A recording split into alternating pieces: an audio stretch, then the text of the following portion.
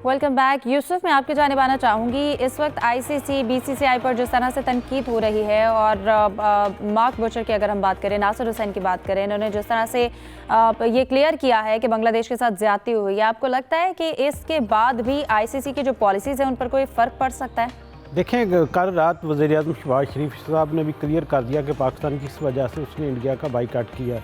तो यकीनी तौर पर आज ना सिर्फ इंडिया बल्कि बैरून मुल्क की जो ऑस्ट्रेलिया जो इंग्लैंड के लोग हैं वो भी बातें का सामना कर रहे हैं कि जो पाकिस्तान का स्टांस है, जो बांग्लादेश का स्टांस है, वो बहुत ज़बरदस्त रहा है। पाकिस्तान ने बहुत अच्छा काम किया कि पहली दफ़ा आईसीसी के सामने, इंडियन क्रिकेट बोर्ड के सामने किसी ने मुल्क ने अपनी जरूरत की है कोई अच्छी बात करने की। तो मेरे ख्याल में अब आईसीसी और बीसीसीआई दोनों को लिए एक वेकअप कॉल है ये कि उनको जो अपनी पॉलिसियों में तब्दीली लाना पड़ेगी। उसके लिए सबसे बड़ा जो मेरे ख्याल में चीज़ें हो सकती हैं वो सबसे पहले है जय शाह का इस्तीफ़ा, और उसके बाद पाकिस्तान क्रिकेट बोर्ड को ये मुतालबा करना चाहिए कि जो बाईलैटरल सीरीज़ उनकी बहाली में दोनों मुल्कों के दरमियान एक एग्रीमेंट होना चाहिए जिसकी जो ज़मानत है वो इंग्लैंड और ऑस्ट्रेलिया के क्रिकेट बोर्ड उसकी वो देंगे। और उसके साथ साथ पाकिस्तान का ये भी एक मौक़िफ़ होना चाहिए कि जितने भी सीरीज़ होती हैं जिसमें ख़ास तौर पर ये जो वर्ल्ड टेस्ट चैम्पियनशिप है इसमें पाकिस्तान इंडिया के मैचेस को लाजमी उसका हिस्सा बनाना चाहिए। तो ये चंद चीज़ें जिन पर अगर बात की जाए तो मेरे ख्याल में पाकिस्तान इंडिया के दरमियान जो 15 तारीख से वो बाइकाट का मैच का बाइकाट किया गया उसको दोबारा रिन्यू किया जा सकता है। और आज जो इंडियन कप्तान है उन्होंने भी अपनी प्रेस कॉन्फ्रेंस बात का तस्दीक की है कि उनकी टीम की बुकिंग वहाँ पर जो करवा ली गई है, उनकी टीम वहाँ पर कोलंबो में ट्रैवल करेगी, जिसके बाद ये फैसला होगा कि इंडिया पाकिस्तान का मैच की अब क्या सूरत जो भी आने वाले दिनों में अपडेट होगी।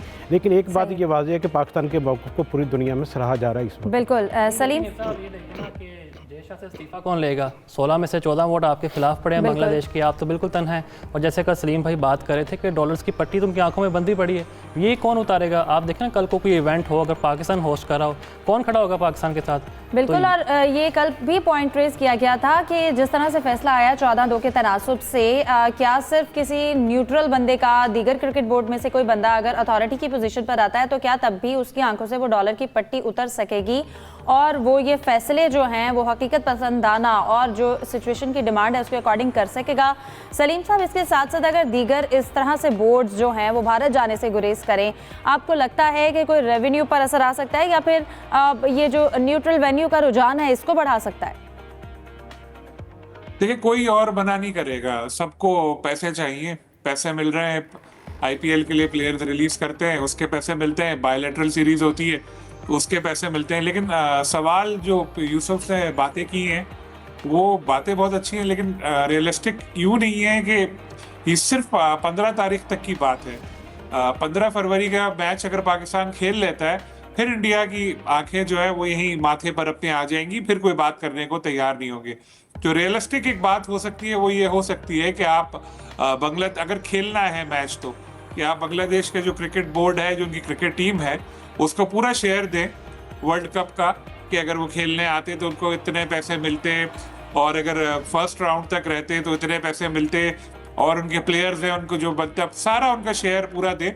और अगर बांग्लादेश का ही कोई क्रिकेट बोर्ड या उनकी गवर्नमेंट बोले पाकिस्तान को कि जी आपका बहुत शुक्रिया, आपने हमारा साथ दिया, लेकिन हम चाहते हैं कि आप जाके खेलें, तो जाके पाकिस्तान खेले। अभी हम तो ये कह सकते हैं, ये बोलो बायलैटरल खेलो, ये करो, वो कहाँ सुनेंगे भाई?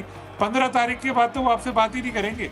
अभी तो फंसे हुए 250 मिलियन ये जितना भी डॉलर है वो तो सब उनके दाव पे लगे हुए हैं, बोलते रहते हैं कि जी हमारा। बिल्कुल, लेकिन प्रैक्टिकली इस तरह से कोई स्टेप नहीं लिया जाएगा।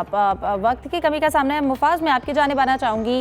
वर्ल्ड कप में सिर्फ एक दिन रह गया है, सैटरडे से वर्ल्ड कप जो है उसका आगाज़ हो रहा है। पाकिस्तान अपना मैच खेलेगा, पाकिस्तान की प्रैक्टिस भी कर रही है। सलमान अली आगा ने भी जो गुफ्तगू की है आज, उन्होंने कहा है कि उनका ये फर्स्ट इवेंट है जिसमें वो कैप्टन होंगे। तो इस हवाले से आप क्या कहेंगे, पाकिस्तान की तैयारियां और फिर जिस तरह से उनका स्पिरिट है सलमान अली आगा का? बिल्कुल, आगा साहब ने दुरुस्त बात की है, उनके लिए बड़ा इवेंट है। लेकिन एशिया कप में भी वो पाकिस्तान के कैप्टन थे। तीनों दफ़ा हमें इंडिया से शिकस्त का सामना करना पड़ा, लेकिन एक अच्छी फाइट हमने देखी कि तीनों जो मैचेस हैं वो क्लोज हुए। हमने कुछ गलतियां की गई, जो हमारा स्कोर जाना चाहिए था 180-190 तक, वो रुक गया, महदूद हो गया 170 तक। तो हमने कुछ गलतियां और की। हमने हारिस की जगह जो है हुसैन तलत को ऊपर भेजा, फिर कैचेस ड्रॉप किए गए। तो अब आगा साहब को मुझे लगता है कि काफ़ी उन्होंने सोच समझ के ही अब ये बात कही है और हम उनको गुड लक भी कहते हैं। तो अब हमारे लिए आपको पता है कि हर गेम मस्ट विन है, और जिस तरह का वेदर चल रहा है, मैंने कल बात की थी कि बारिश के बहुत कोलंबो में ये चीज़ बड़ी परेशान कुन होती है कि कभी भी बारिश की वजह से मैच जो है वो मुतासर हो सकता है। सलीम साहब, आपसे जानना चाहूंगी, पीएसएल के हवाले से हम बात कर रहे हैं, बड़े नामों की आमद हो रही है। आपको लगता है पीएसएल जो 11 होगा वो हमें पिछले जो 10 जो सीजन गुजरे हैं उनसे टोटल डिफरेंट होगा?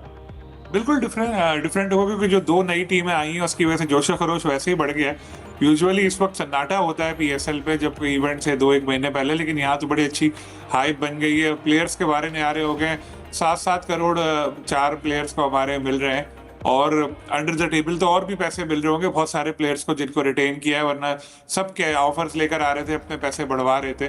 फिर स्टीवन स्मिथ जो आए हैं $5 लाख में तकरीबन 14 करोड़ रुपए से ज्यादा पैसे हैं, सबसे ज्यादा महंगे पीएसएल के प्लेयर हो गए। तो हर लिहाज से लग रहा है कि हाई पीएसएल की बढ़ रही है, और उम्मीद यही है जिस तरह से सलीम साहब हमने देखा है कि इंटरनेशनल जो इन्वेस्टर्स हैं वो भी काफी इंटरेस्ट शो कर रहे हैं टीम्स खरीदने में, और फिर हमें एक टोटल चेन नजर आएगा पीएसएल 11 में। प्रोग्राम का वक्त खत्म हो जाता है। आप तीनों का बहुत शुक्रिया, दीजिए इजाजत, अल्लाह हाफिज।